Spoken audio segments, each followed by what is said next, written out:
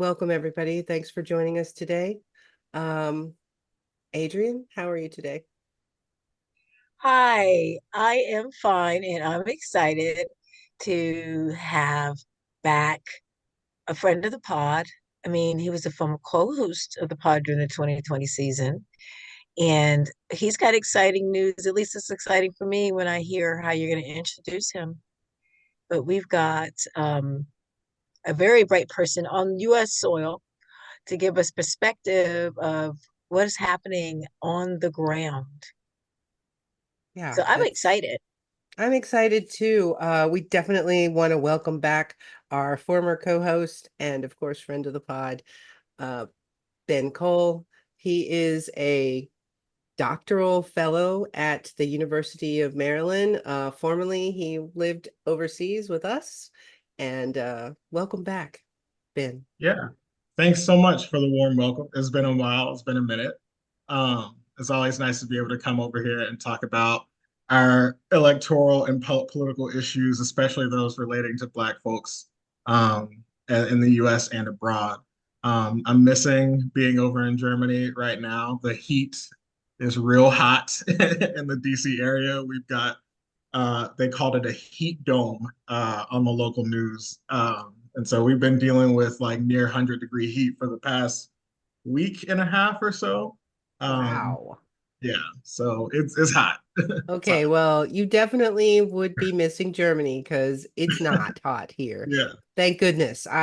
It's hot all around us, yeah. but for some reason Germany is in a magical place where it's not super hot. So, I have to say I'm really glad about that.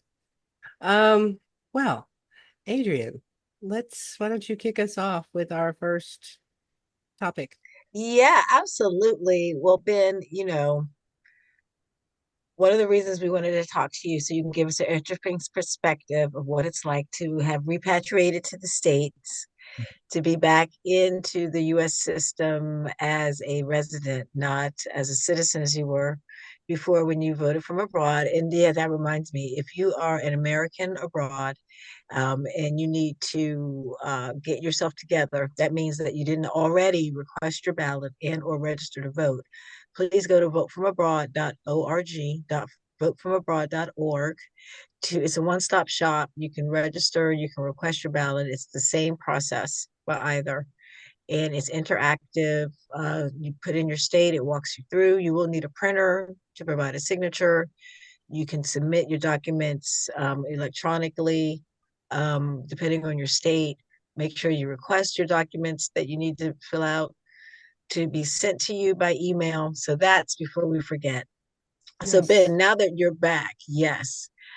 What state are you voting in? How hard was that is that the same state you were voting in when you lived abroad? And how hard was that to get back into the system as voting from your jurisdiction?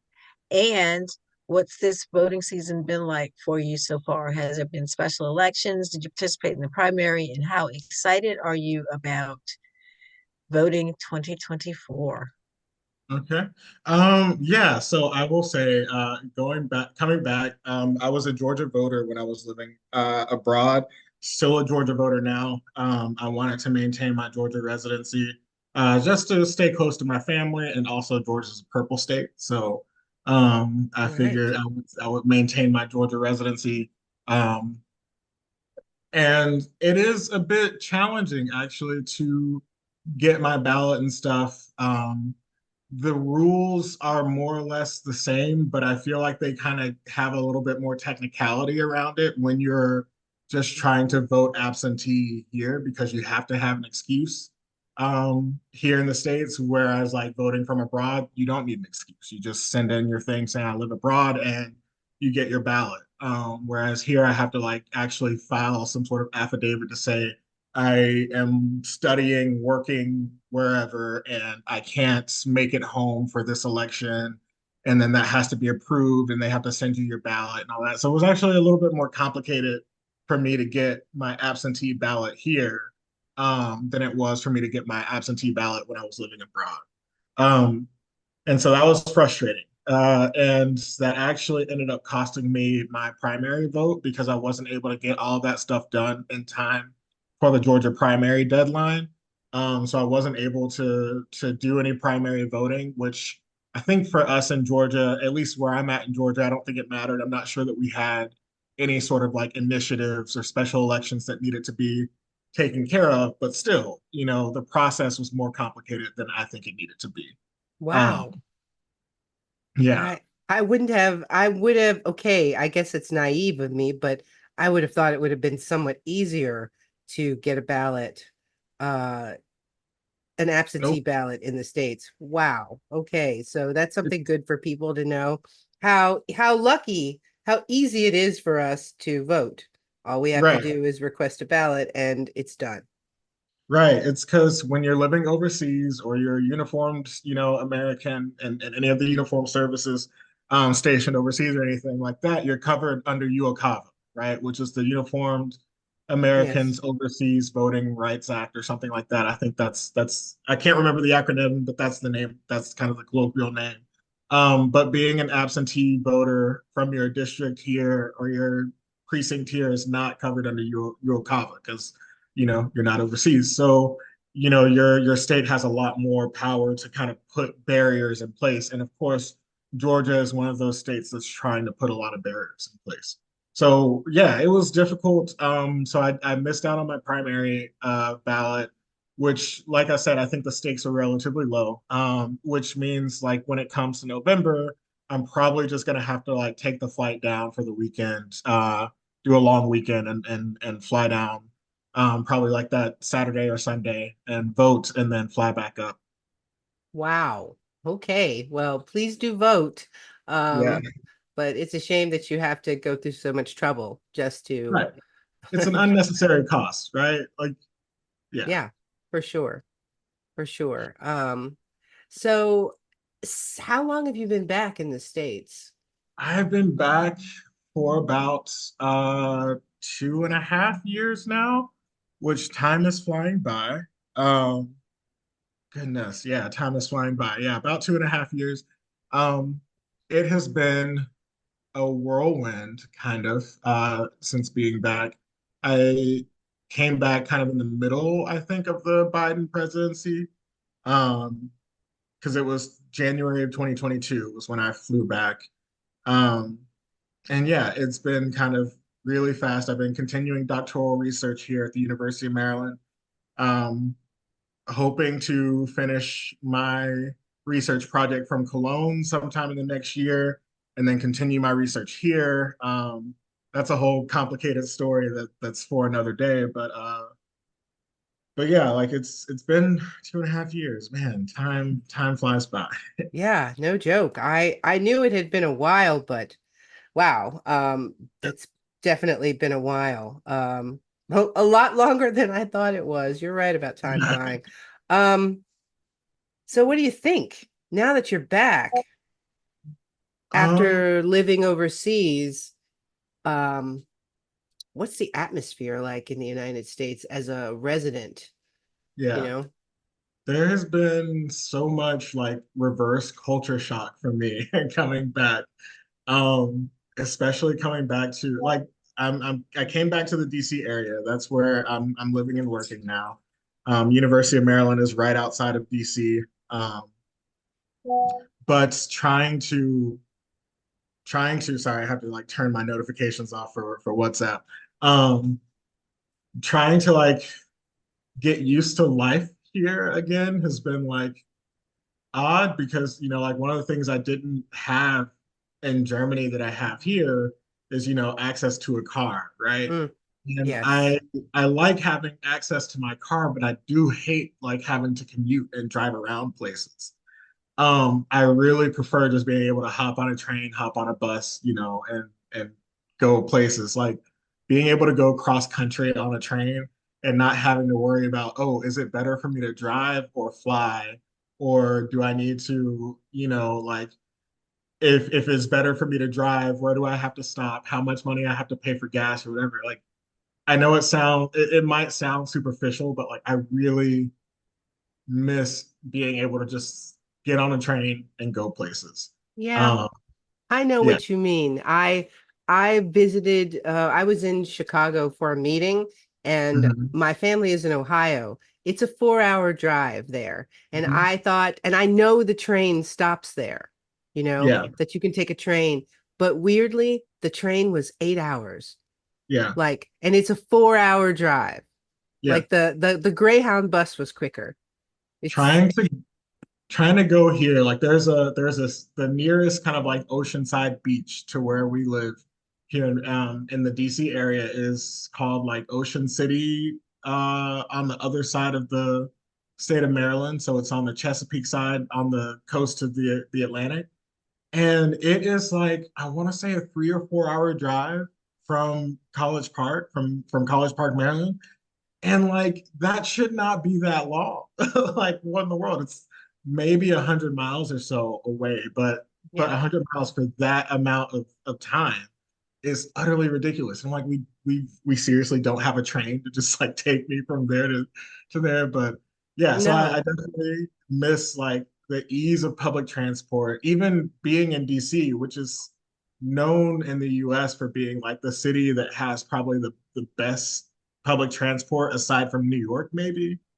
It still can be kind of difficult to navigate public transport here. And everything's under construction all the time. And the cost of living here is way more expensive than what I was paying in Cologne. I remember my last apartment in Cologne. Granted, this was kind of before the war in Ukraine started. And prices really started skyrocketing.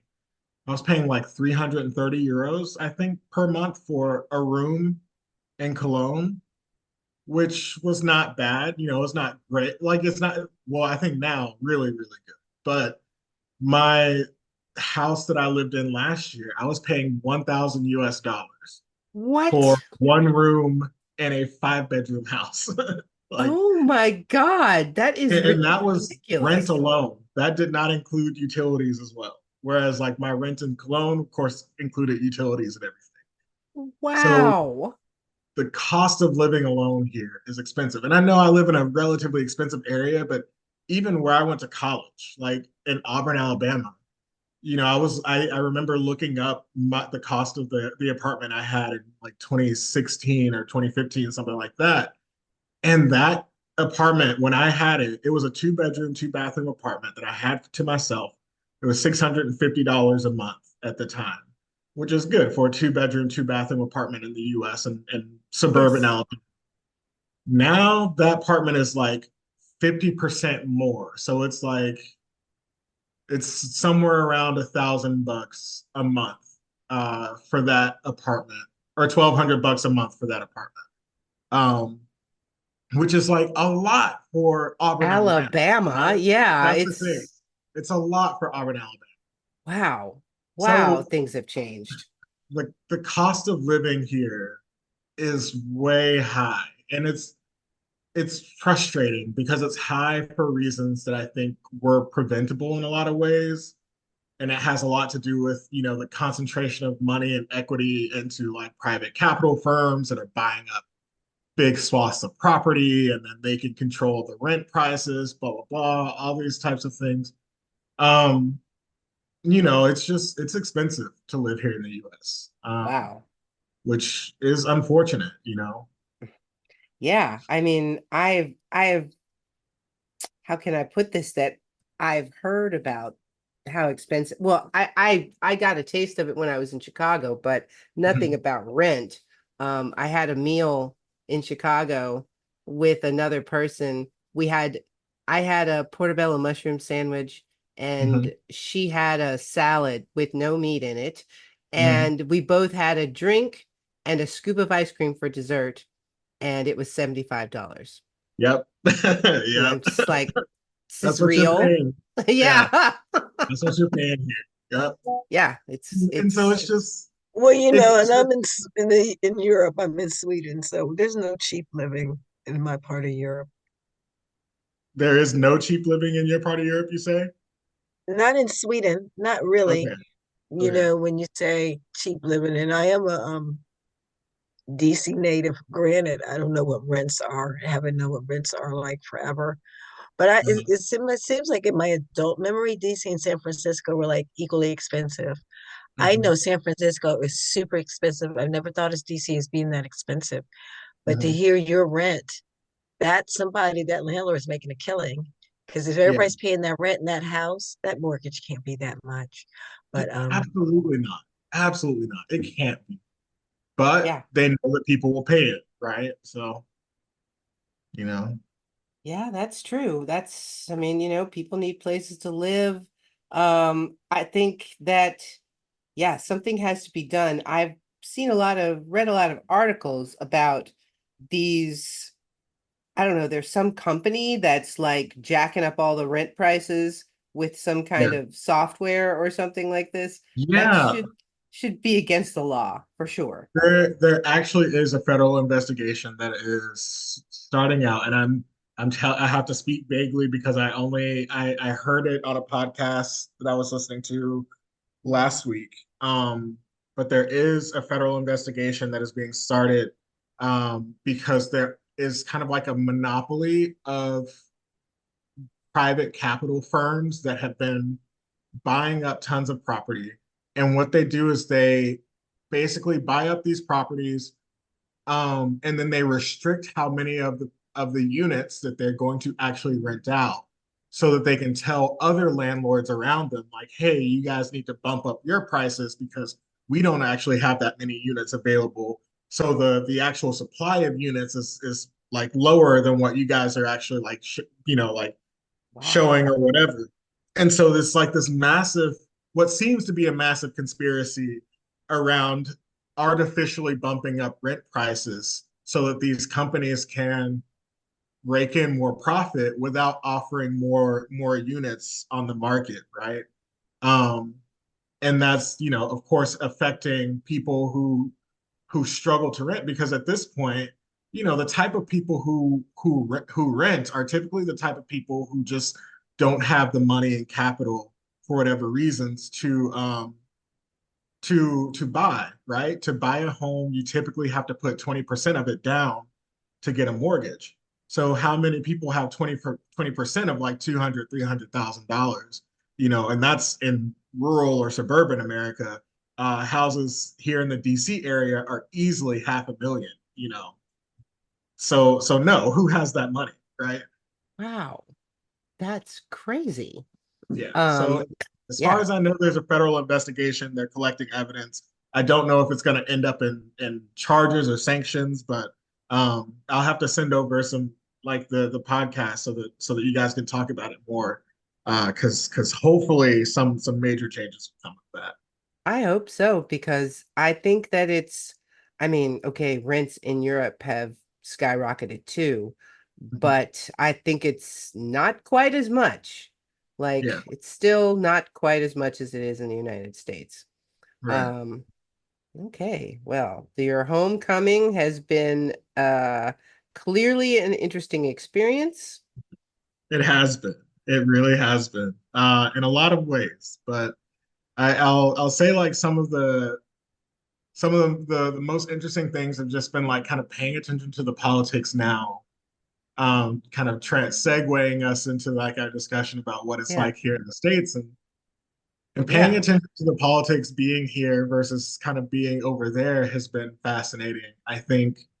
Um, I think my biggest kind of takeaway, I get the feeling that Americans just in general are tired. Um, we are like we are a tired people, and I think that comes from, like, just how much it takes to work and live here. It's expensive to live here, so you have to work a lot. You have to work really hard. American work culture is very much a hustle culture. Even people who have pretty decent jobs, or pretty nice jobs, still need to appear to be hustling because that's just kind of what's expected. And there's not a lot of time for people to concern themselves with stuff other than what keeps you afloat, right? Hmm. Especially for the average everyday American. Um, and so when it comes to like how Americans engage with their politics, it's been really frustrating because I think Americans are frustrated about things that are going on, And I think Americans genuinely care about political issues that are going on. But I think the average American struggles to find the time and energy to figure out how to get themselves involved. And that's really, really sad. Yeah, it does. It is sad. I I'm not like totally shocked about the hustle culture. I Mhm. just I mean because I it's not like I live in a cave. I do watch things or see things, but I hadn't realized how far the hustle culture had gone. Yeah. Like like that you really even if you have a good job, you still need to hustle. Like Right. You still got to be like I work in a university, and even in the university, I mean, like your base salary at as a tenured professor, like let's say you're a tenured professor at the University of Maryland, is going to be a triple digit salary, which is decent enough to live around here. It's going to be like about 120 to 150,000. Um, and or maybe not a brand new professor, but like, a lot of my professors, that's about what they're taking in. But like to advance in the career, you have to constantly be on new projects, or you have to be, bringing it, writing grants and bringing in grant money, and all of those things are publishing. Here we have this phrase we say, it's publish or perish, because you have to be constantly publishing or working on putting out your next research project, or else you basically will languish and never get promoted or never get your tenure. And so even for what seems to be a cushy job, I mean, like I remember like being an undergrad, and I thought that all my professors had like very cushy jobs. I'm like, you guys get 3 months of the year off, and all you have to do is like give some lectures and grade some papers. No, it's a lot more to it. It's a lot more to it, and it's a lot more stress than I think is necessary. And I have my very deep opinions about the academic system, but just like it's all part of this kind of American capitalist hustle culture that it's just we it's just prevalent here in just about every aspect of life. And it's really difficult to find time aside from that to get involved in some way with politics, or to inform yourself about what's going yeah, on. that would explain why so many people one of the things that I've noticed is that so many people don't have any awareness of what the Biden administration is doing or what bills have been passed or how these things can help you. So Right. that makes a lot of sense. Honestly, like, and this is just my own like personal conspiracy theory, if you want to call it that. I don't have any evidence for this, or at least not like official evidence, but like I honestly think that the reason why the GOP kind of has a death grip on working class and lower middle class whites is because these are people who have to hustle to work, right? Just as much as black people do, just as much as non-white people Yes. do, but they don't have the time to inform themselves about how the policies that the GOP brings about also hurts them, right? All Right. they know is basically the GOP talks and dog whistles that appeal to them as white folks, right? You've been experiencing reverse racism, or like the CRT crap is, this the CRT crap that they talk about, like CRT is ruining everything, and it's discrimination against white people. I'm like, no, it's not. No, no, it's absolutely not. But like none of those folks have the time to actually like look up and listen to the people who are actually like talking about these policies to actually understand what it means for them. They'd rather just listen to what's his name, the really Tucker Carlson, right? Oh, Lord. Rather just listen to Tucker Carlson because that's easier, right? It's given to them in an hour and a half or 2 hour news segment at the end of the day when they come home and they're eating dinner. Um, and that's frustrating. And in a way, it's kind of like this negative feedback loop where the GOP will always have kind of a hold on these types of people, because the only way to kind of get to break that cycle is to create a new system where you don't have to hustle so much and you can encourage people to take time to develop stuff outside of their work, you know? Yeah, But that's, again, that might just be my own conspiracy theory, but that's something I am very deeply convinced of. I don't think it's a conspiracy. Honestly, I think it's it's something about the people that basically won an oligarchy in the United States. So if you don't pay people well enough and you don't give them any time, then they can't really do anything about their situation. Right, exactly. That's effectively what it is, right? It's kind of they're convincing you that the white nationalist oligarchy that they're creating, and they don't want to explicitly call it white nationalist, but look, it looks like a duck, it quacks like a duck, it's a duck. Right, Um, the white nationalist oligarchy that they're creating that's centered around these like super rich white folks, they're just trying to convince them that, hey, like it's easier for you guys to just let us handle things. Don't worry about it. You guys go to the factories, go to the mines, go to do this and that, work your 40, 50, 60, 70, 80 hours a week, and we'll handle the rest, right? And as long as you stay above water, then it's proof that we're doing everything right. And I'm like, right, it's really not though. It's really not. But again, like it's hard to convince folks out of that because they don't have the time to to really critique this, right? And I'm not saying that to necessarily like lift the responsibility from them, but just saying that in the sense of like I understand what's going on, right? I understand what's going right. on. But yeah, like we wanted to talk about like some of the specific issues that I've been kind Yeah. of paying attention to, and especially among like Black populations here. And I think we already started kind of touching on one, and that's the cost of living. Um, outside of But my own you know experience, what, Ben? Can what's I up? before because I want to hear that. No, because I just wondered, can you touch on and it I wouldn't expect it to be apples to apples, Hmm. but Black academia representation, the difference Hmm. that you've seen abroad and at the University of Maryland in particular, it's not necessarily um A very no, it's not a HBCU. Let's put it like right. that. um, So what's your experience been there? Because you touched on the yeah, environment and how it's a capital, the system and how things work and the pressures and the expectations. How has it been for you know what I mean? Are you yeah, alone? yeah, Do you see a lot of yeah. people that look like you in the hallways? So when it comes to like my institution and where I'm at, um, it's kind of like I'll talk more so around faculty and administration first, and then I'll talk more broadly about the university and the student body. But around faculty and the administration, do I see people who look like me? Yeah, not a lot. Mm. I would say I see more here than I did in Germany. Well, that And is and not that's saying a lot. right, right. Um, I Well, do I see don't more know. It might be for the University of Maryland, and that's what I wonder.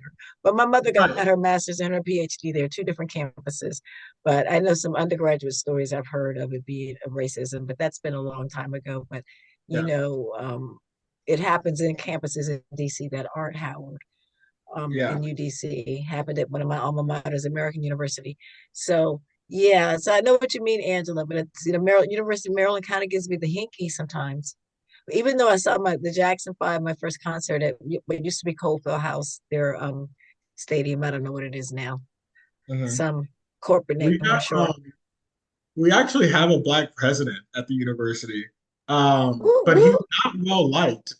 He's not well liked at all. Oh, is Um, that Oh, deserved? I don't know. I honestly cannot tell. I have hmm. been here for 2.5 years, and I think there was a lot of criticism of him and his administration's kind of handling of COVID policies.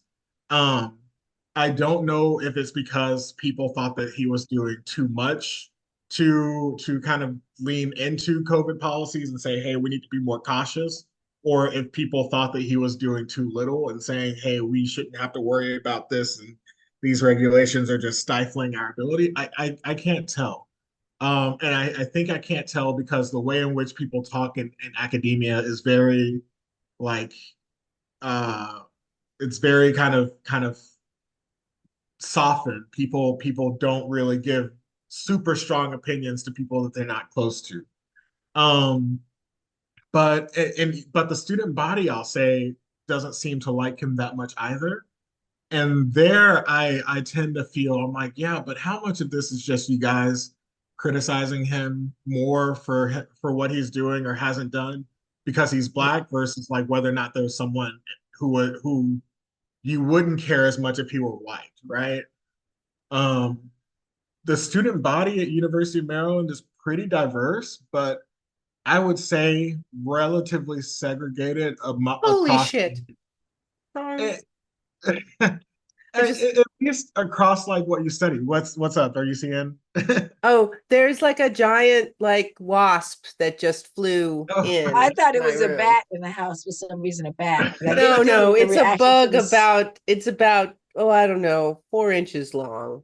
yeah. Um, so sorry to interrupt. I just It's all good. It's all good.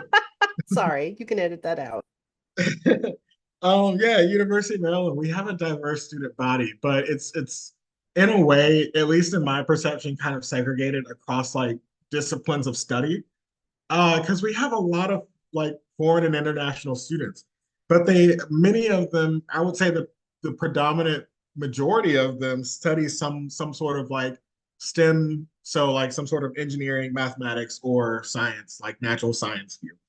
Um, that's not to say we don't have people of color or international students in the social sciences, humanities, stuff like that. But the predominant places where I see bodies of color, students of color, especially our international students, is in our STEM fields, right? Which is very stereotypical of American universities, and I think a lot of that probably has to do with how universities market themselves to international students and how they get funding for international students. Um, and so I don't know if I have a value statement around that. I can just say like for me, it's something that's noticeable. It's definitely noticeable. Hmm. Um, but I do think that the University of Maryland, as an institution, kind of comparing it to my alma mater where I did my bachelor's and master's, um, it seems to be more diverse. I think there's still a lot more work that the university can and should be doing to make diversity, to make itself more inclusive and supportive of that diversity rather than just saying, oh, we have a lot of students of color or international students. Um, and I imagine it's probably the same or very similar at all types of universities that are similar to the University of Maryland, these kind of big flagship state universities across the country. Yeah. Um, let's see, where See, else were we thanks. That's going? the kind of things that we want to hear from you. What is it really like? So Yeah. that's what it's like for foreign students, for domestic students, for academics. Okay. I want to ask you another question. I hope we're not getting too far off base. But you said a Yeah. pressure to publish. Isn't it the same in Europe? I have a Swedish friend who's a PhD. She publishes like all the time. Yeah, yeah. I mean, I think it's similar, especially because like, European universities are trying to compete with American universities in a lot of ways, and so I think this kind of pressure to publish exists now ubiquitously across the globe. But I think that there's a lot more writing kind of on your publishing record or your research record here in the U.S. compared to um, in Germany, and that's to say that like I think it's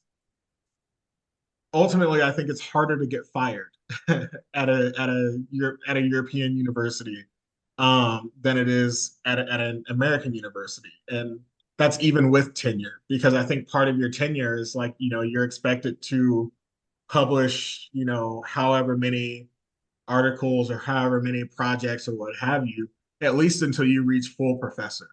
And so if you're not publishing or reaching your publishing goals here, you're not going to advance through those ranks whatsoever. You'll just be left behind, left behind. And I don't know for sure. I think that that can also be kind of you being pushed out or moved out of your position, because if you don't have tenure, you don't, and you don't get tenure until you are like, you don't get the protections of your tenure kind of until you're like a full professor, more or less. Um, so you can get pushed out much more easily here, I think, than in the US, or in Europe. Sorry. And so I do think that European universities try and compete, but I think there's also like a lot more protection of those kind of social welfare things that you have in Europe. Like, even though there might be pressure to publish, at a European university, you're going to get at least a month of paid time off, right? That's Mhm. just how it is. You're going to get that month of vacation time every year. You are guaranteed parental leave at a European university. You are not guaranteed that here at an American university unless you just Well, you exist get in. 5 weeks, yeah, whatever, even if you work at McDonald's in Sweden, at least 5 weeks. But I know what you're Right, saying. It's you get vacation and parental leave. I mean, that's doesn't matter your job, that's built in as long as you work full time, you get the max right, and everybody gets right. something. But I see what you're saying. At the unit, but does that depend on your university if they provide that as a benefit or it's Here in the just US, unheard yes. of? Mhm. It's Yeah, here in unheard the of? US. Here in the US, you might have like, I remember our university, UMD, like you can negotiate parental leave, for example. And that's up to your department that you work for. And I think our department tries to be relatively gracious about it, or at least I think they think that they're very relatively gracious about it. I would say, and maybe this is just the European in me, that like unless you're giving people a whole year off, that's not gracious. Um, Yeah, I agree. It sounds like you've experienced a major culture shock coming Right, back. right. Like I do have a colleague in my program who took parental leave. She ended up having twins, I think, about a year ago. So she took a semester off, and our department, she negotiated a semester with our department. Um, I don't know if she got paid during that time off. I don't know if she got paid partial salary during that time off. But all of that is to say that like that had to be negotiated, right? And I don't know the details of what her negotiation was, or what that negotiation came out to be. But in Europe, that's not negotiated, right? It's set by law, right? It's just you get time off for parental leave. I think in Germany, it's somewhere around like you get 60 or 70% of your time of your Yes. salary while you're actually on parental leave. So it's not your full salary, but it's enough that you should be able to continue to live fine enough, right? Yeah. Um, Yeah. and both men and women are guaranteed this, right? It's not just women. Um, and so like all of those things you get through the social protections in Europe, right? Which here in the US, it's very much dependent on the state that you're in, and the university you're working for. Wow. Yeah, it sounds like I don't want to move back to the States anytime soon. Just just right I off the am, I bat. am, I am not advocating for or against it as someone who recently has done it. Um, Yeah. like I'll say like salaries here tend to be generally higher, but again, the cost of living is so much higher. Like I'm Yes. in the process of applying for like real big boy jobs, and applying for some jobs around here in the DC area, and basically any job that's under like 65K a year, Oh, that's not it's not enough. worth it. It's really not worth it to, I applied for a job today, and it was like, what's your desired salary amount? And I was like, the minimum that I would want to do is about 70,000, 75,000 to live comfortably in this area, right? As a kind of not entry level, because I have more than a bachelor's, but still, to be kind of like a relatively new into the big boy job arena. I can't imagine living here for under like 70K. Yeah, I don't think it's possible. I mean, to Right. yeah, I It's don't think it's possible, possible. but it's not comfortable. It's really not comfortable. Um, there are people here who, as professionals, like career professionals, in their 20s and 30s, live with people, right? Which is not very was not very common in the US, you know, Yeah. 10, 20 years ago, right? And it's something that's more common in Germany, but it's more of a cultural social thing there than it is here, right? Here it's more so a matter of necessity. Wow. Wow. Um, so let's talk about voting. And you mentioned you weren't that eager. You didn't feel eager to vote for this election. Yes. What are some of the things that are holding you back? Because I think um, that a lot of people might feel this way. Yeah, I get the feeling again, like having come back here, I get the feeling that that's where a lot of Americans are at. I mean, I know we talk a lot about Americans being like, oh, we don't like politicians and we don't like the two-party system and blah blah blah. I think this is really an election where people are tired. Um, and I think some of the issues that have really been important for people and that have been kind of exhausting people are, just the rising cost of living. Uh, that's the economics of our country right now just exhausting. Um, Especially for younger people, the cost of education is not going down. And we still have not done much to reform our college debt trap system. It's really hard for people to finance their college, education with anything other than, debt, basically, taking out student loans. And we haven't done a whole lot for that. Um, then I think in general, like we're kind of in a place where we're seeing our country revert back uh, on some social issues. We saw the overturning of Roe v. Wade um, last year. We also saw a lot of states in the union start criminalizing gender affirming care and care to queer individuals and children, and really demonizing the queer community in a way that I think has made especially young people who tend to be queer, who tend to care about those communities very much, in a way that's made them feel very disaffected by their political leadership. Um, and then on top of that, we've got international issues. We've got the war in Gaza that's going on, which I think for me has been the center of my focus, particularly as a political scientist. And even at the University of Maryland has taken up a lot of space in our kind of thought. We actually um, this past Thanksgiving, we were only supposed to have like a few days off for Thanksgiving, but the university about a week ahead of time decided to cancel classes for the first 2 days of the week and give us a whole week off because the atmosphere on campus just felt very tense.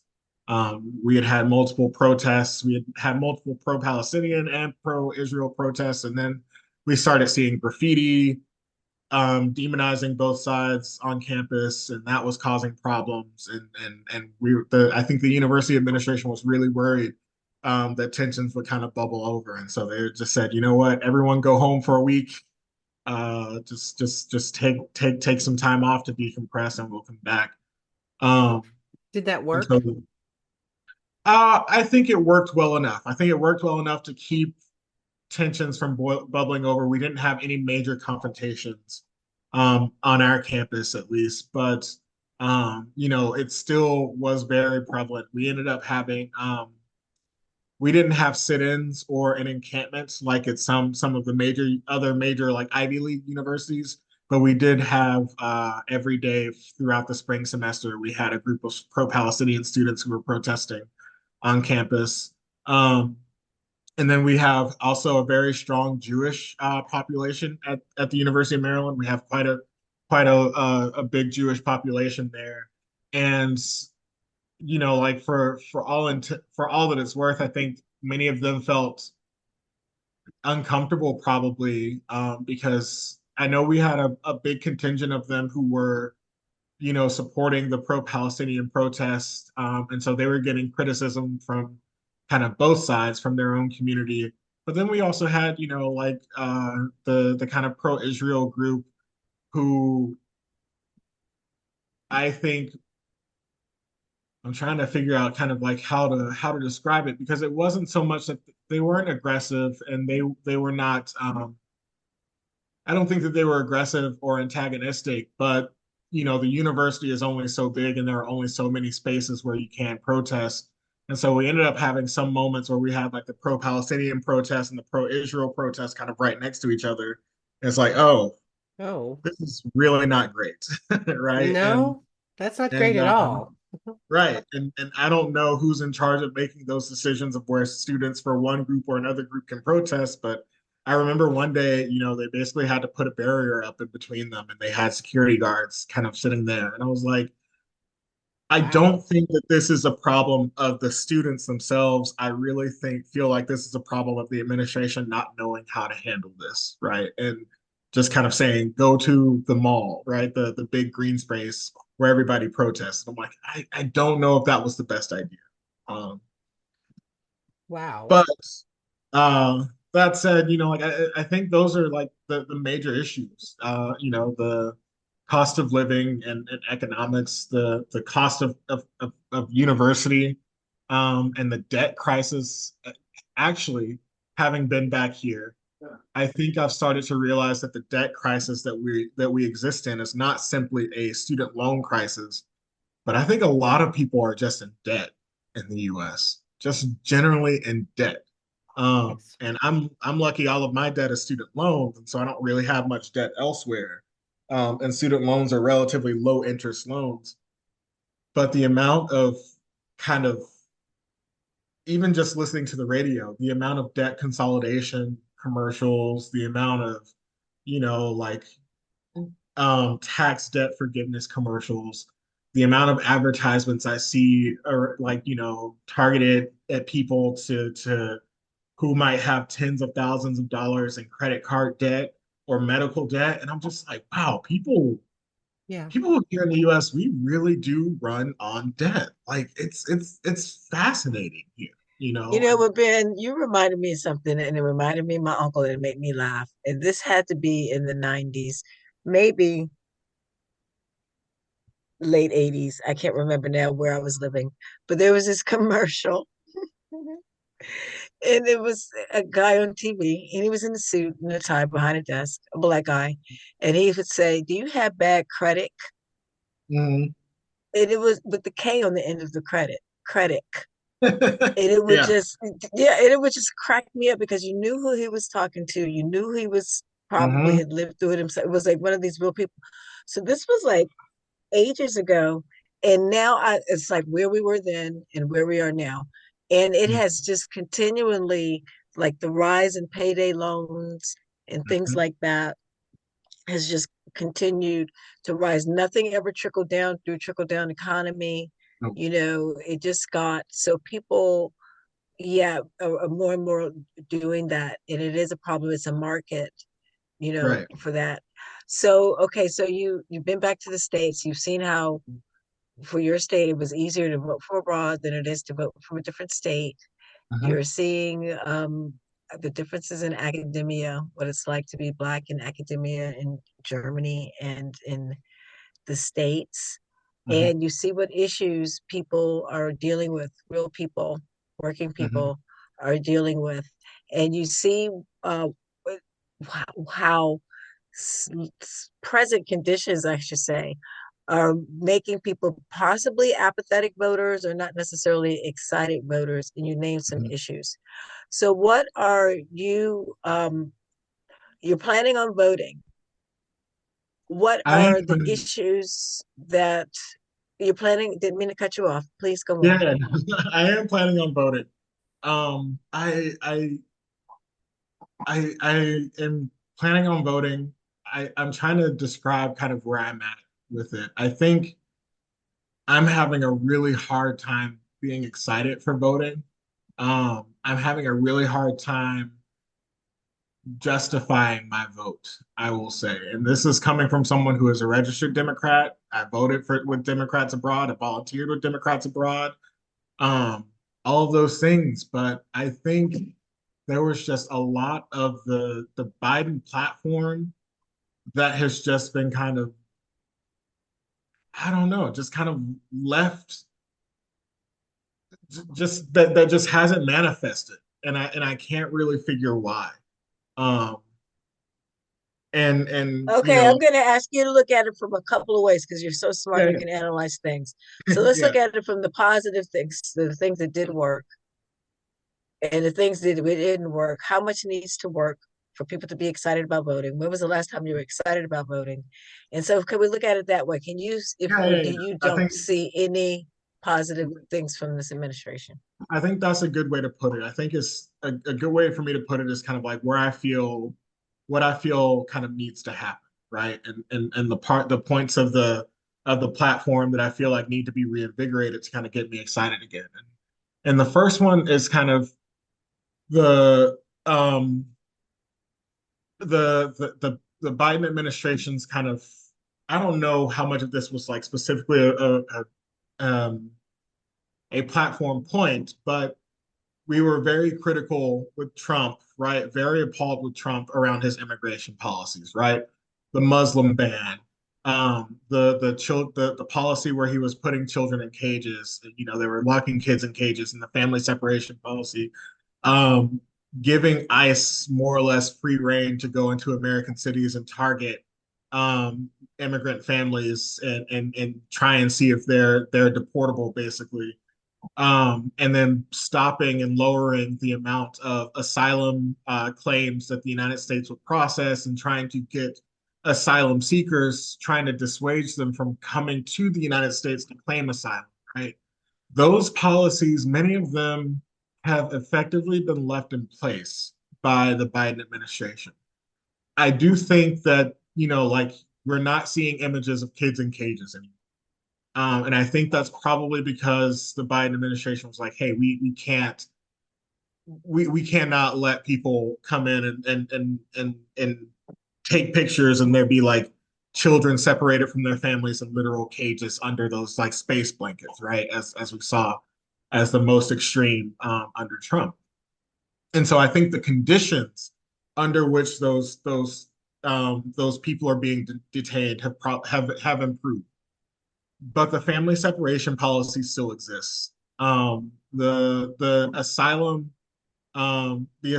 policies that exists because of Trump's executive orders still exist, unfortunately. And so the Biden administration is still kind of dissuading asylum seekers from the Central and South American countries from coming to the United States to claim asylum. They are still insisting that they go to Mexico or they go to some other third party state to claim asylum. And then if they do get to the United States to claim asylum, we are not holding our own selves to accountable to our own laws that say that, you know, people who claim asylum are not to be deported, right?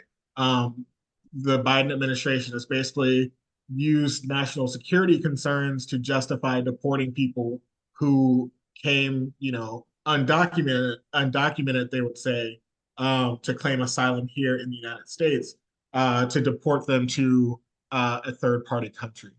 And that's frustrating for me. And so I wish, and I don't know why necessarily, but I wish that the Biden administration would officially come out, rescind those executive orders, and say, no, people who are going to claim asylum here on US soil will be guaranteed the right to have their asylum claim investigated and a decision made around it on US soil should they come here.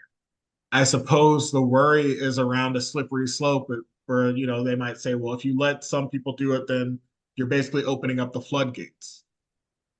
And I don't know, like, I guess the question is whether or not we have the capacity to manage that, and balancing that, what that consideration about capacity to kind of our moral consideration around what do we owe people based on the values that we believe, right? And if we truly believe that all people have the right to asylum, and even in our own country, then I think that we owe people who are coming here to seek asylum either a better system of claiming asylum before they come here to the United States, which is difficult to do because we don't have any jurisdiction in any other countries, right? We Right. cannot tell Mexico how to manage asylum seekers in Mexican territory, right? Or we make it easier for people to claim asylum here on American territory. Um, and I want to, sorry, this is my dog. My friends just came over. My dog is curious. And I want to be clear that like I understand that's a difficult consideration to make.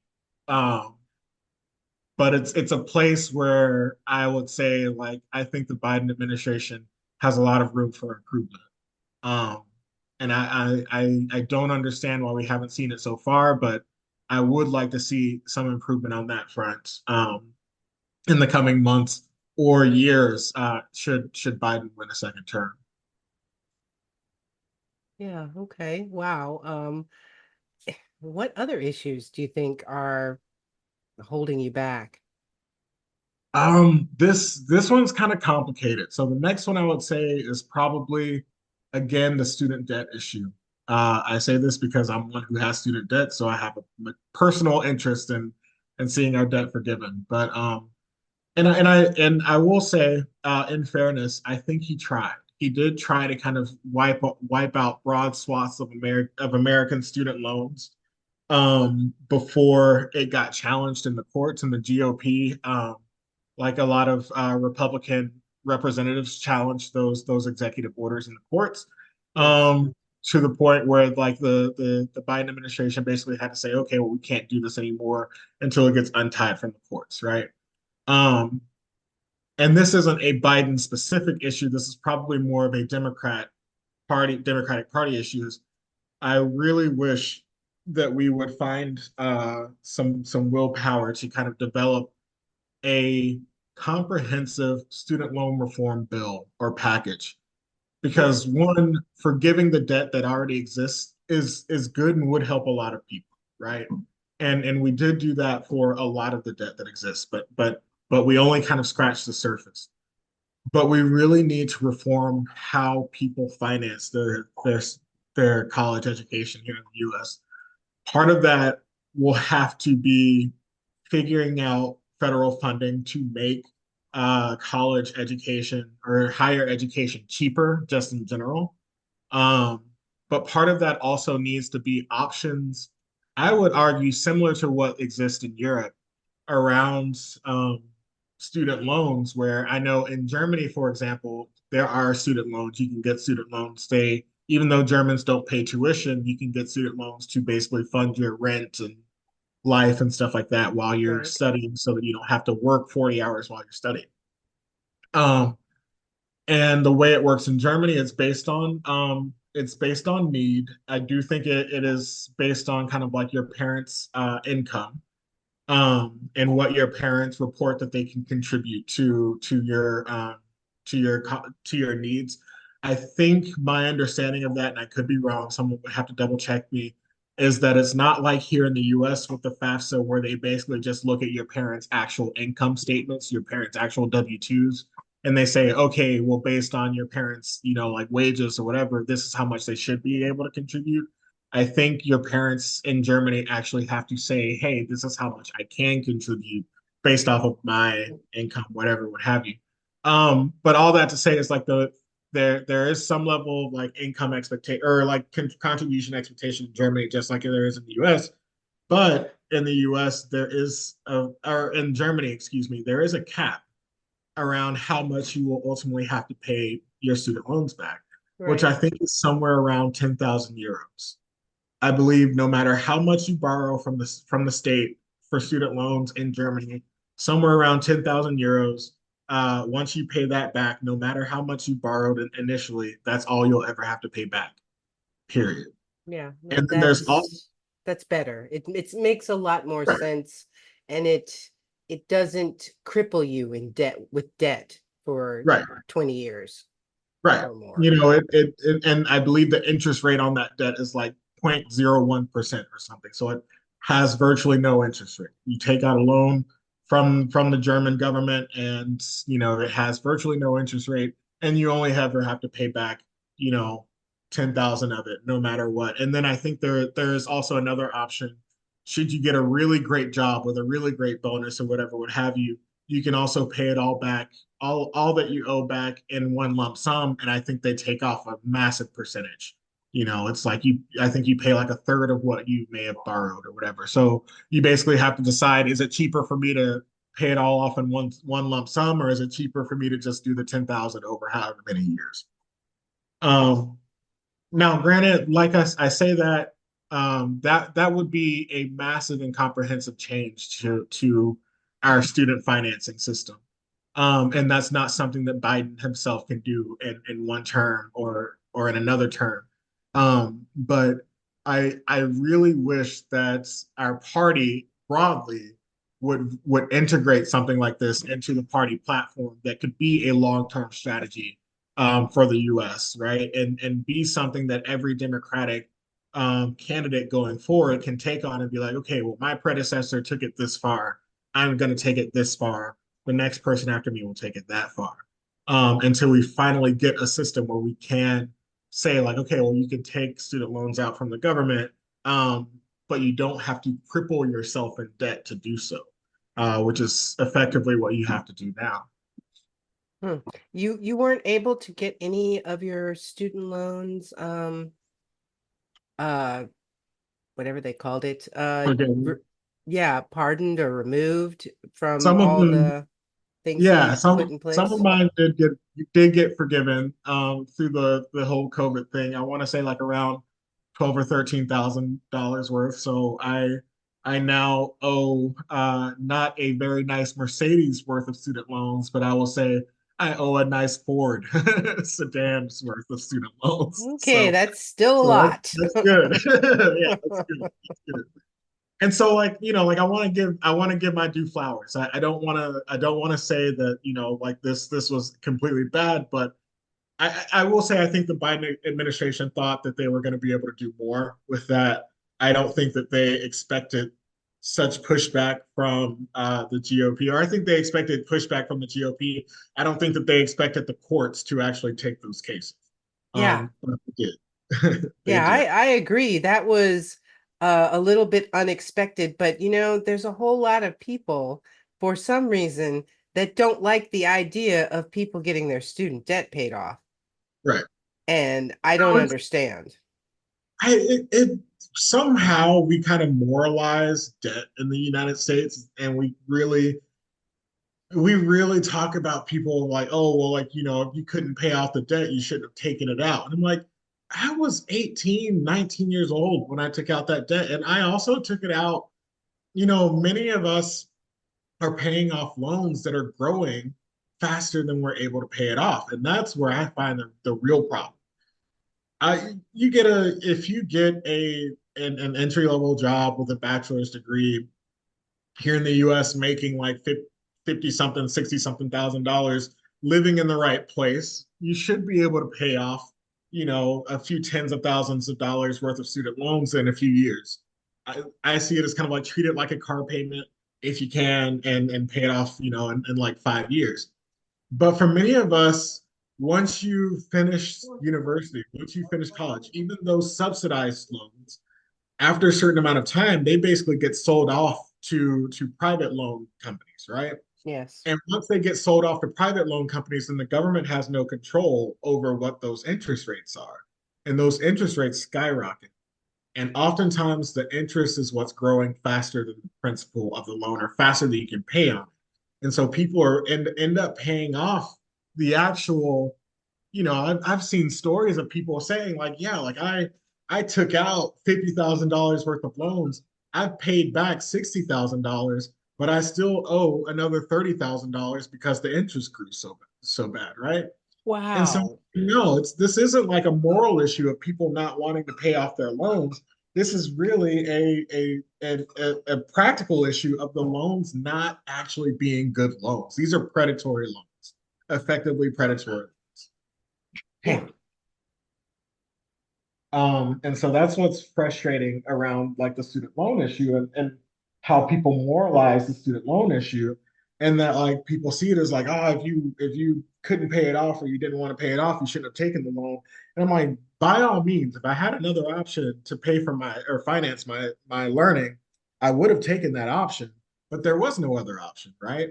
Especially because given what my mom's income was, I was not allowed to take stuff like a work study Right. because Pell Grants or anything like that, because that was for people in the very lower income brackets, which fine, that's fine and fair, but we're not very creative when we come to thinking about how people can pay off and finance their education. And I think ultimately that's the problem in the US is we're not creative around Yes, because capitalism isn't creative. It's that. Right. One just thing I can say that I have seen, and I can't give any examples, but maybe you all be able to help me, is that things like community college and state college, those are handled at the state level, not the federal level. And Mhm. that has made college education more accessible I for think a lot of people. community I think community colleges still like community colleges are still cheaper than normal four-year universities, right? Well, like a Um, state college, for example, if you were a resident of Maryland, you're a resident of right. I'm really Alabama. not sure that state colleges are that cheaper than you would think because I really think that tuition is rising at four-year universities regardless, even at state universities. I And don't disagree that tuition is probably rising, but I should reframe that traditionally, because I know Mhm. there's been something like between in-state versus out-state tuition, Right, right, and community and junior colleges that have even reduced what is it, tuition and fees. Yeah, in Europe you don't pay right, tuition, right, you still have to pay fees and books, of course, and housing and food, all the right. other stuff that comes with college, like you said. But so to say, but my point for that was that is state run. So that's where your governor and your mayor become important people. It's not always Mhm. handled at the federal level. Right. Solutions like that can be handled at the local level, like living wages and benefits as far as sick leave and family leave. A lot of local jurisdictions are taking care of that because I don't know if we're gonna ever have federal policies on something like that. I can dream, right? But the US isn't set up to have a lot of federal policies. So stuff Yeah, like sick leave and maternity yeah. leave would be groundbreaking. Not to say that it can't happen, but it would be groundbreaking. A lot of that, like, so like if we talk about like the actual rising cost of tuition and stuff, it's your state, like particularly for state universities, it is your state that is determining what your tuition rate will be ultimately, right? It's different people, organizations, and stuff within the university system of your state that's determining that. But the financing system for universities is still federal, right? It's still the FAFSA system and the student loan system that exists is still federal. So while you have the states that have agency in how much it costs, you don't really have state programs that address the actual financing of it. And one of the big things that might help, to be honest, and I don't know what side of it would come through, is to just like allow students to pay as they go rather than requiring students to have all of their tuition paid at the beginning of the semester. Um, because I remember like, in-state tuition at Auburn when I was a student was around $8,000 a year. And that is something that, like, had I been more clever, I probably could have paid my way through. If I had been more clever and smart about my money and how I worked and stuff like that. But the challenge is, like, I had to pay that before the semester started, right? We have a certain date by which our tuition has to be sitting in our account at the university. And like if we just had a pay-as-you-go system where you kind of treat it as like a checking account or an education fund for your student, and you say like, hey, by the end of this semester, there needs to be $4,000 in that account to pay for this past semester that you've done. I think that would make working your way through college, if you stay in state, right, where it's typically a lot cheaper, a lot more manageable, a lot more feasible for a lot of students. But unfortunately, we have this kind of setup to where you have to pay beforehand. You have to have all those funds beforehand. You know, and how many people have $4,000 or $5,000 ready to go right at every semester, at the beginning of every semester, when they're 18, 19, 20 years old. Um, Well, well, how many people have $4,000 or $5,000 in the United States sitting around? I yeah, don't think it's as many as it should be, since most people right. can't afford like a $400 emergency, you Right. know? That's a big thing that I've been hearing about a lot too. And a lot of kind of like local or a lot of policy discussions, particularly like here in the DMV, that a lot of people don't have the money to fund like an $800 emergency room visit if they fall and break their leg or something like that, and they have to go to the emergency room. A lot of people just don't have, you know, four, five, six, $700 to go and cover an immediate emergency in the next like week or two, and that can kind of like that can set off a debt trap where someone might need to go and get like a quick payday loan to pay something like that, and then they get into like a negative feedback loop with their debt. Um, but you know, like to your point, Adrian, like there are a lot of things that I do think that local and state governments can be doing and should be doing to address, you know, costs of university, costs of living as well.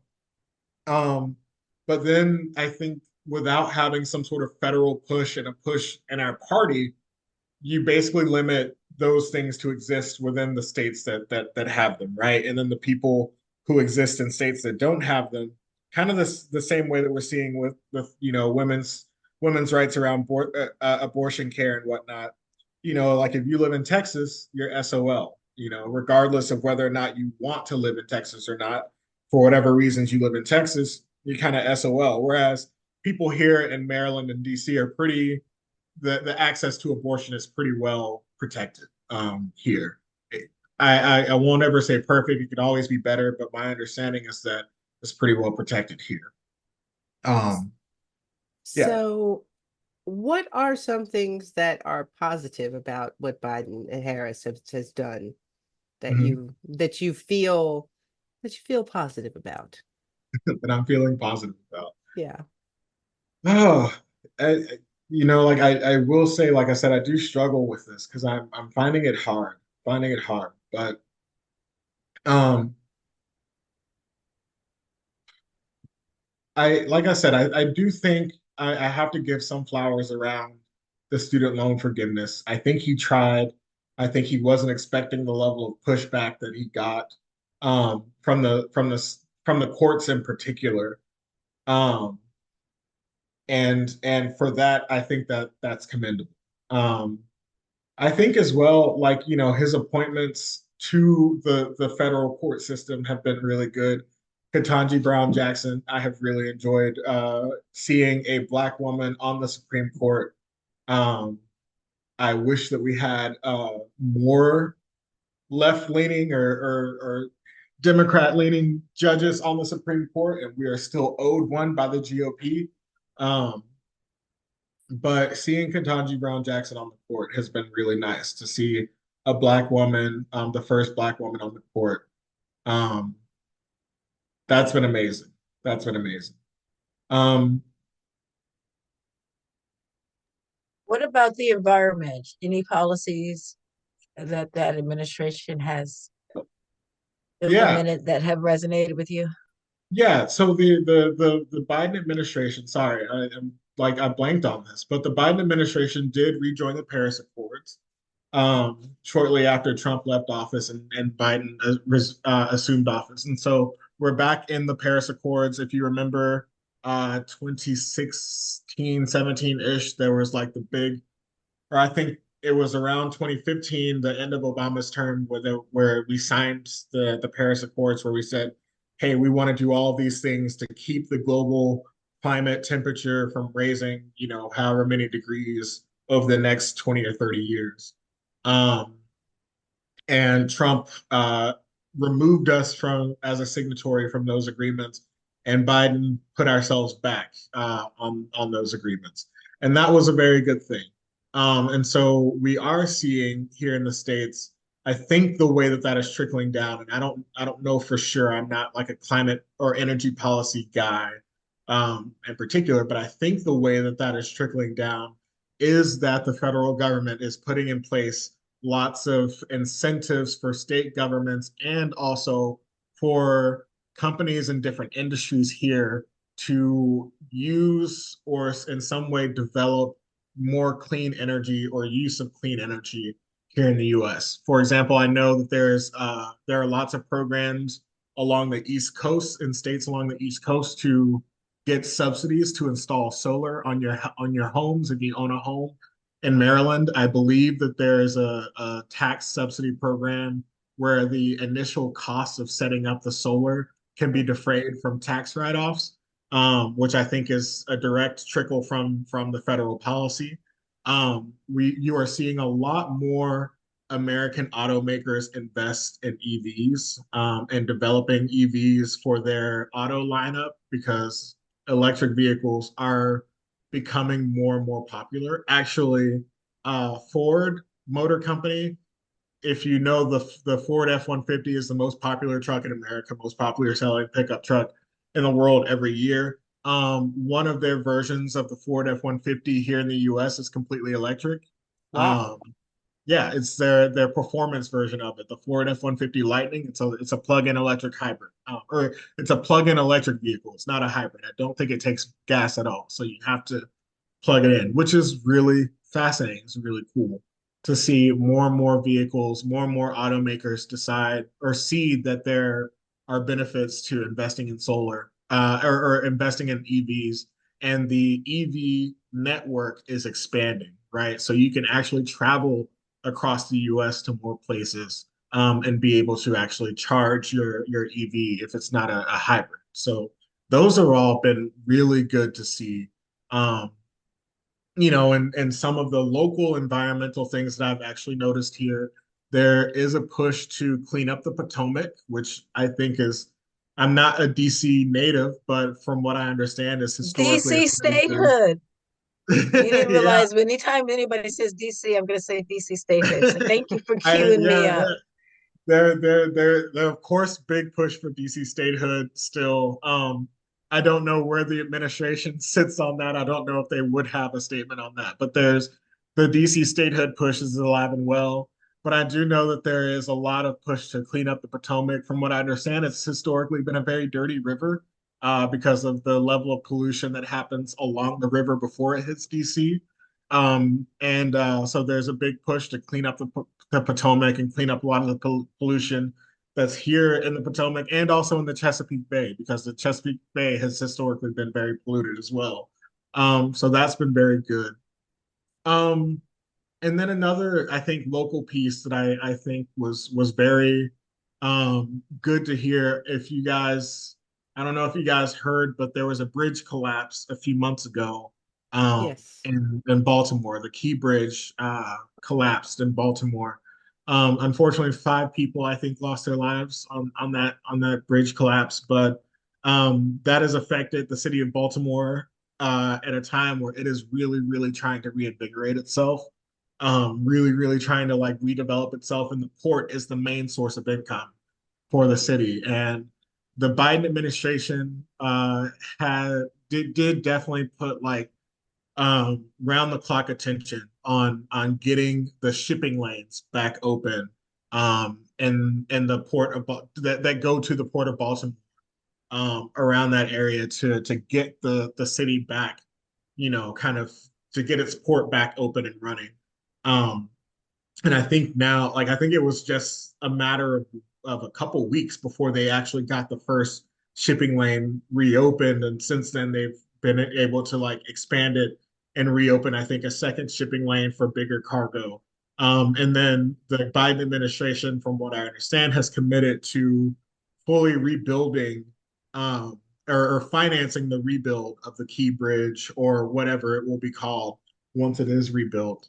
Um, and so that's really good to hear. I don't know the details of what that funding looks like, But from what I understand, the Biden administration has wanted to commit that to the city of Baltimore to keep it from basically falling under again. This is a city that has experienced economic hardship for decades. I mean, decades. And if you ever go to Baltimore, I don't know if you've ever been, Angela. Mm-mm.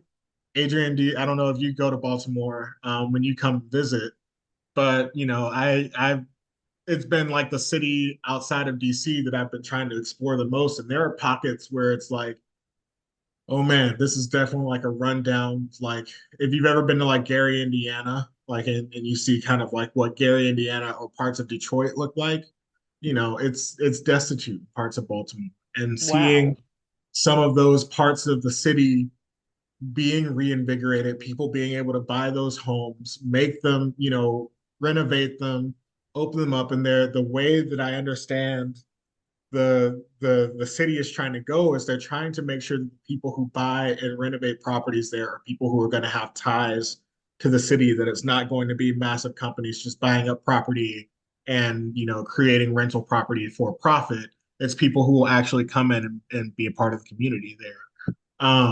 And so seeing the Biden administration's commitment to wanting to keep Baltimore afloat and keep it from like reverting while it's in the midst of this like reinvigoration process has been really good to see. Well, that's good news. Yeah. That's really good news. Yeah, the story about the bridge collapsing in Baltimore was worldwide news. Mhm. It was very dramatic to watch Yeah. it. I don't think I've ever seen anything like that, so I'm glad that they were able to at least open up ports so that shipping could get through, since I know that was one of Mhm. the Mhm. main And that, things. that segues me to my next question. What about Biden's policies on infrastructure, part of the Build Back Better? Have you seen any of that? Yeah, like here's what I'll say about that. And I'm comparing this to the American Recovery Program from the Obama years. Um, I don't think that Biden is as good at marketing whatever he's doing as Obama was. In the sense that every project that was getting money from the Obama administration through those policies had a sign that said funded by the American Recovery Act, under President Obama, whatever, blah, blah, blah. And I remember driving across Alabama when I was going to college and seeing all these signs across the highway where they were expanding the, I-65 or I-85 and stuff like that, and being like, yeah, y'all rednecks down here in Alabama might not like him, but y'all would be complaining about 5 o'clock traffic on 65 if he wasn't expanding this, highway. Um, I'm not sure if the Build Back Better program is as robust as that, and if it is not marketing itself to be so. Which is something that like if I were sitting in the Biden administration as one of his consultants, my first suggestion would be like, hey, Mr. President, on every single one of these signs, we need to say funded by President Biden's Build Back Better program. Like Um, in the EU, and you see these mhm, projects around Sweden. I guess you saw them around Germany. Would have EU funding. Would let you know mhm, that this is being Yes. funded by the EU. right.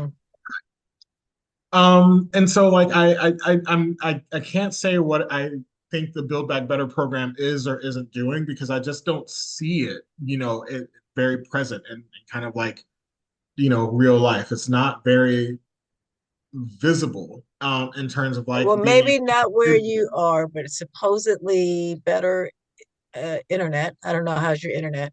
I still think Mhm. my internet's slower here. It could be. That Roads, could be. Yeah. mhm, That things that like very much that. could be. Yeah.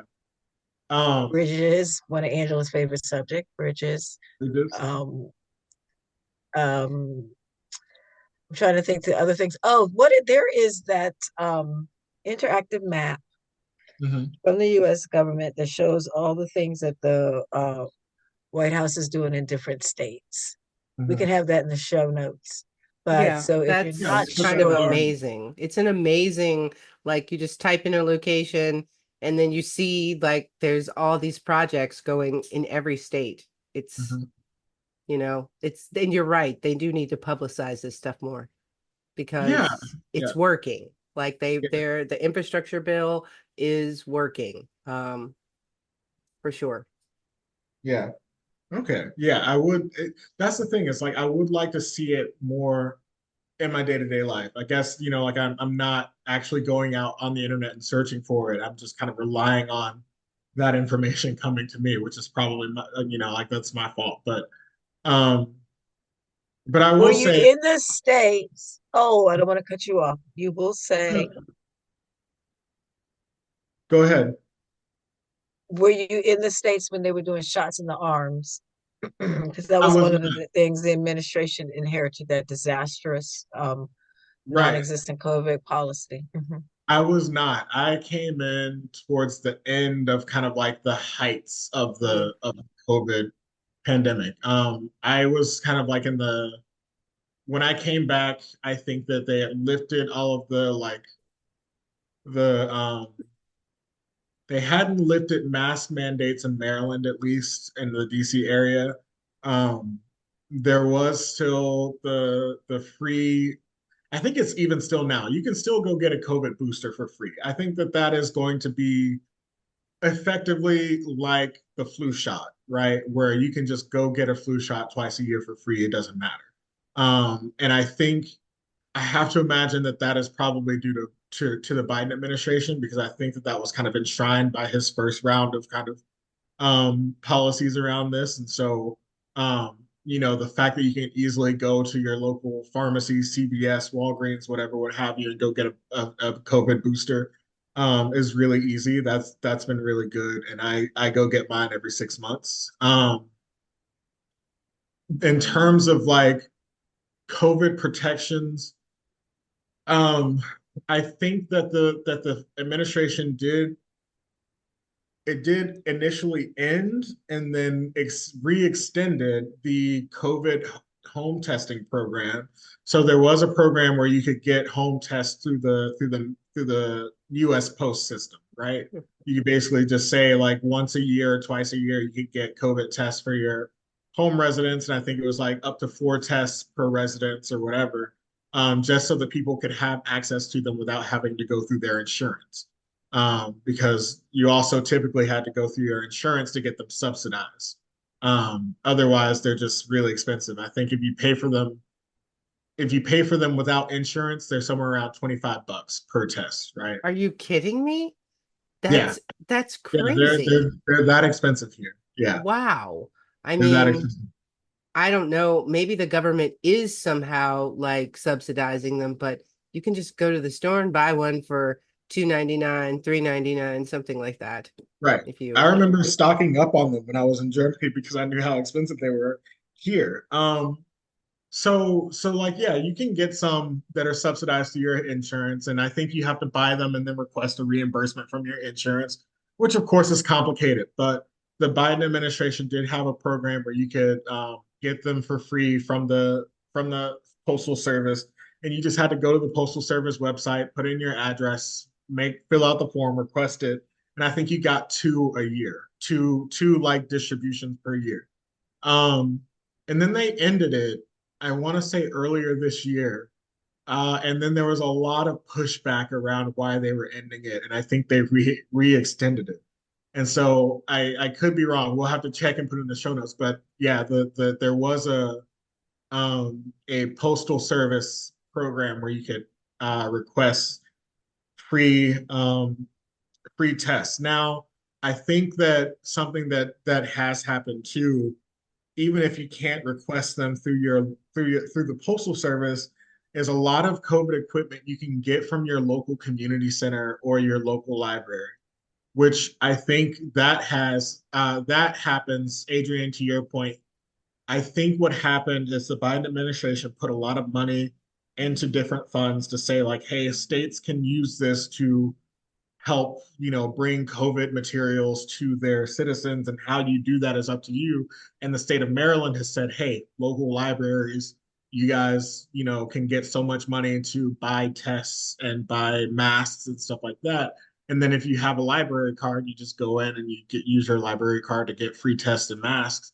And this also exists in the state of Mississippi too, because when I went home to visit my family, I was working mostly from the local library in my hometown, and they were asking me if me and my grandma needed any masks or tests, but we didn't. Wow.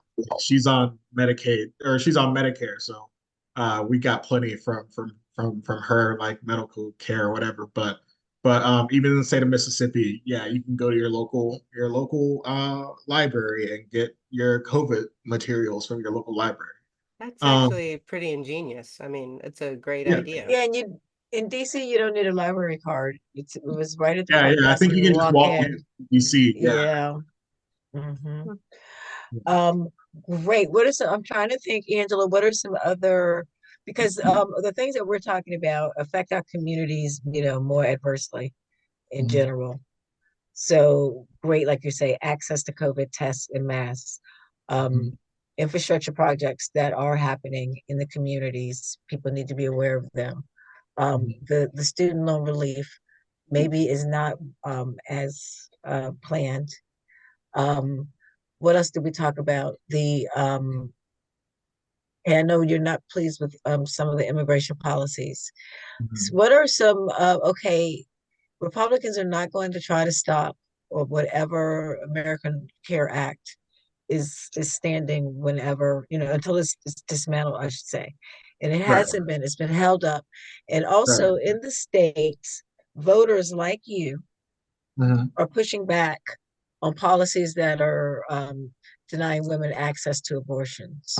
right, So right. when what issues like that are getting you fired up to go voting? You say you may not be, but when you think about it overall, what is your issue that is driving you to the polls? Do you care Um, about the women's right to vote? yeah, I mean, I'm yeah, sorry, not yeah. to vote. Well, thank you. Please don't let them take that away from us. Voting rights have to be Right. protected, but women's right to choose. Yeah, women's right to choose has been an issue that, like I said, luckily living in Maryland, it seems to be relatively protected. I think the Maryland state government has enshrined the right in state law, as far as I understand. But I'm also a Georgia voter, and I do think that that is a big issue for Georgia voters, and one that my impression of Georgia voters broadly is that I think, like most places, like people have their own personal feelings about abortion, but broadly, people don't want to make decisions for other people, you know?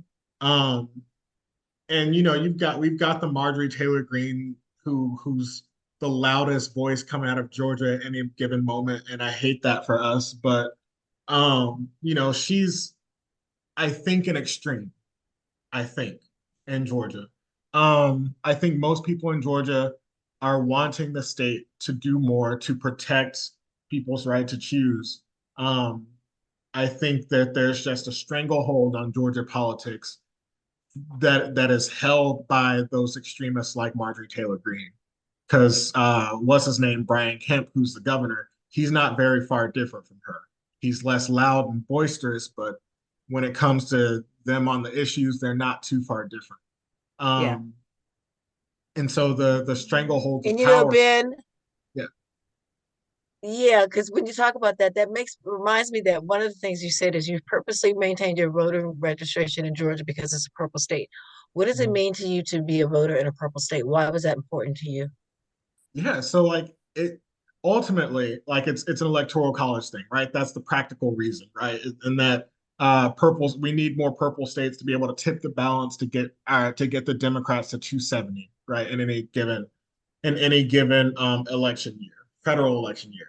But what it really means to me, like it's a little bit something deeper. It's like I feel safe enough to live here in the state of Maryland because there are enough people around here who share my values and whatnot. This isn't a battleground for stuff like expanding voting rights access or protecting women's right to choose. I mean, there are debates around it, but the debates here in Maryland are more like, how do we do that best? what are the ways in which we do that best? It's not a question of if we do that, right? Georgia is still a question of if we do. And, that can't be the case. And for people who might be listening who are like, well, like my values, X, Y, and Z, blah, blah, blah, blah. Look, you can have your values. I don't care. You can have your values, your beliefs. You can be staunchly anti-abortion, staunchly pro-life, but your values do not dictate what other people get to do, right? And that's what that means for me, like wanting to keep my vote and maintain my residence in a purple state is being able to be one extra vote that says, hey, these rights need to be protected because they're rights. A woman has every right or should have every right to decide what happens with her body. Those are decisions that are made between her and her medical professionals.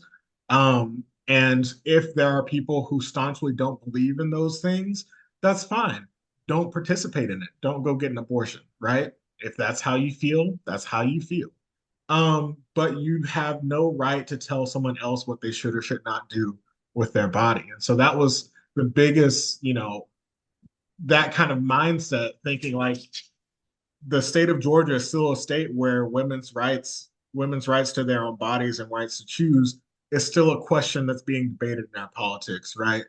The question of equal and fair access to our ballot in our election systems is still a question that's being debated in the state of Georgia, right? Whether or not those poor Black counties and poor Black districts are going to have the same amount of precincts as, the richer suburban white areas, right?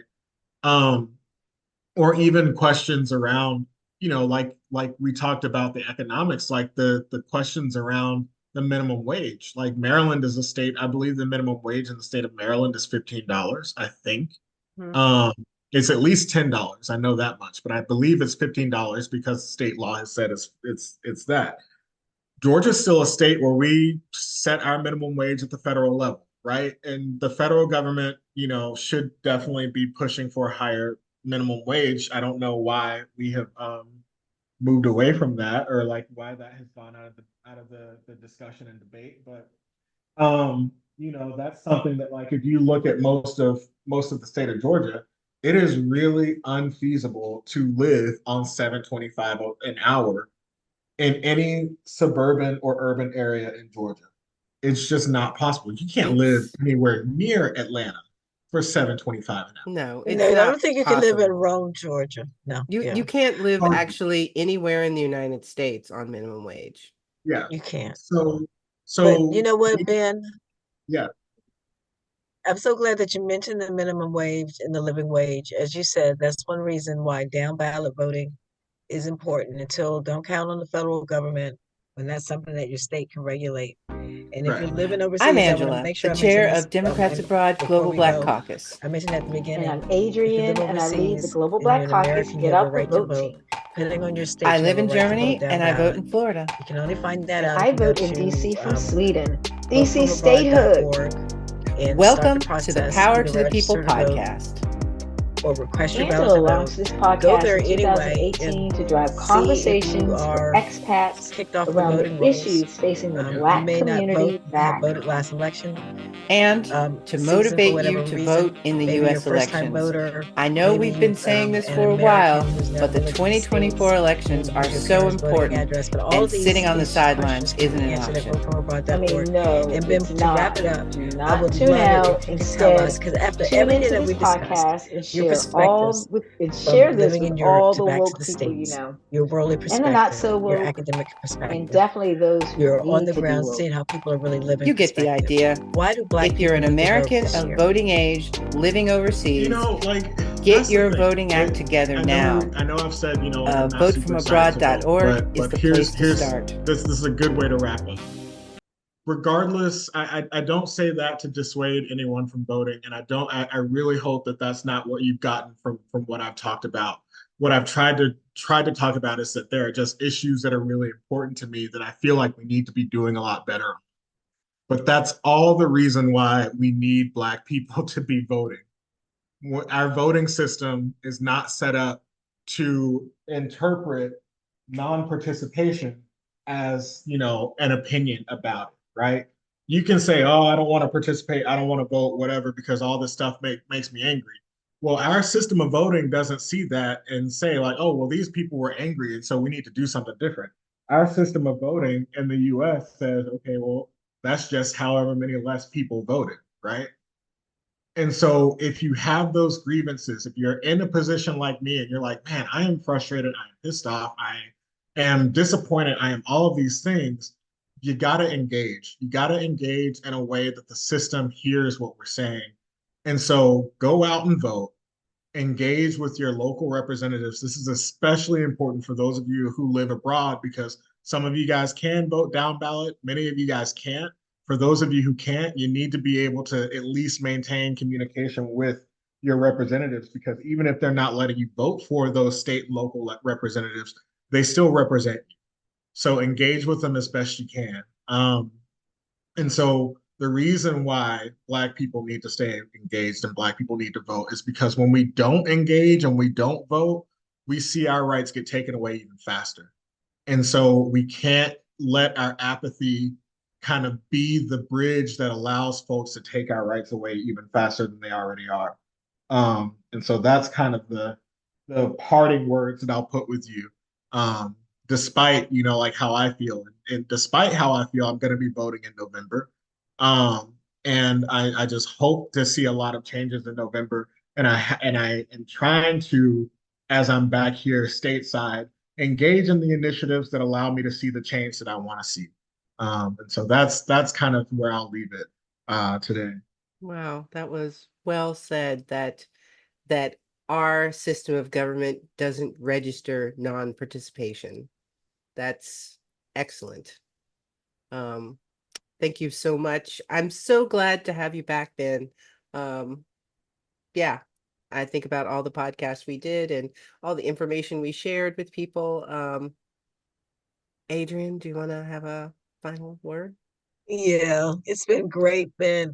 I echo what Angela says. It's been great having you back. I hope it's felt like riding a bicycle. It did.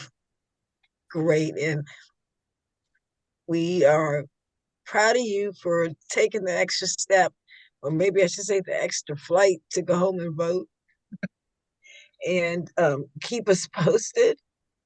Yeah, I will. I definitely will. Yeah, And for thanks sure. again for being on the podcast. Yeah. Right. Yeah, Thanks y'all for having me. thanks so much, and we'll talk to everybody the next time. Mhm. Thanks for joining us today. I hope this episode made you think and made you want to vote. So do I. Plus, voting is the birthright they didn't even want us to have. And we're women on top of that, and they didn't want us voting either. So vote, vote, vote every chance you get. Don't forget, votefromabroad.org for absentee ballots for U.S. citizens overseas. If you live in the U.S., go to iwillvote.com to register to vote and to verify your registration. They're throwing people off the voting rolls, so you really need to check. Yeah, they're still doing that. And we'll see you next time. See you next time.